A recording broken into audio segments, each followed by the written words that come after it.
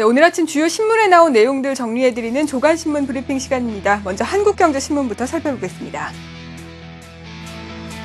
한국경제신문은 일면에서 현재 미국에서 치러지고 있는 대통령 선거 첫 개표 지역인 뉴햄프셔주 딕스비로티와 하츠로케이션에서 민주당 버락 오바마 대통령이 롬니 후보를 소폭 앞섰다고 전하고 있습니다.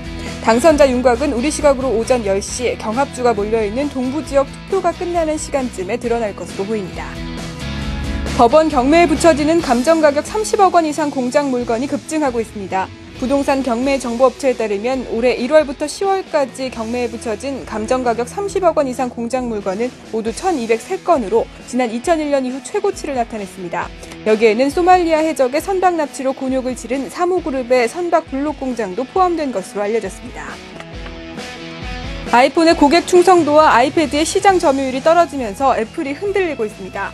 시장 조사기업 스트래티지 애널리틱스가 지난달 말 아이폰 사용자들을 대상으로 아이폰을 다시 사겠냐고 물어본 결과 서유럽의 재구매 비율이 75%로 지난해 88%에 비해 떨어졌고 미국에서도 15%포인트 떨어진 것으로 나타났습니다. 다음은 조선일보 소식입니다. 조선일보는 경제 일면에서 삼성그룹의 영업이익 대부분이 삼성전자에서 나오면서 삼성그룹이 고민에 빠졌다는 내용을 실었습니다. 올해 3분기 삼성전자는 영업이익 8조 원을 넘어서면서 삼성그룹 전체 영업이익 가운데 87%를 차지하는 등 지난해보다 8%포인트 상향 조정됐지만 삼성물산과 삼성정밀화학 등 다른 계열사는 오히려 영업이익이 줄어들었다고 전했습니다.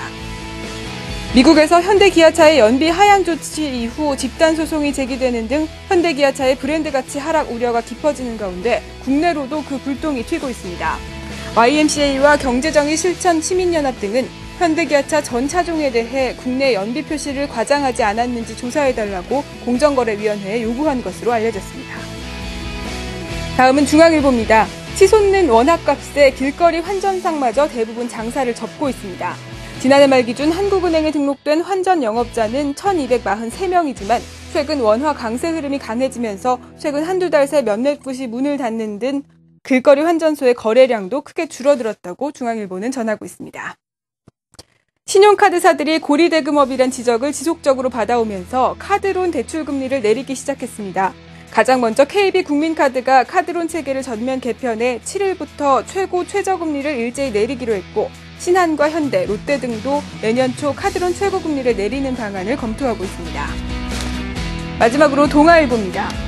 이르면 내년 4월부터 무면허 운전을 하다 사고를 내도 자동차 보험 보상을 받고 필요한 위험 보장만 골라서 자동차 보험을 들 수 있게 됩니다. 금융감독원은 소비자에게 불리한 조항을 삭제하는 등 2002년 이후 10년 만에 자동차 보험 표준약관 개정안을 발표했습니다.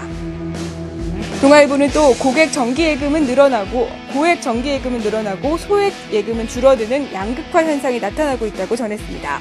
한국은행에 따르면 올해 6월 말 기준 시중은행의 1억 원 이하 정기예금 잔액은 181조 3천억 원으로 전체 31% 수준이지만 10억 원 초과 정기예금은 올해 6월 말 기준 66억 900만 원으로 2002년보다 16억 원가량 증가한 것으로 나타났습니다. 지금까지 조간신문 브리핑이었습니다.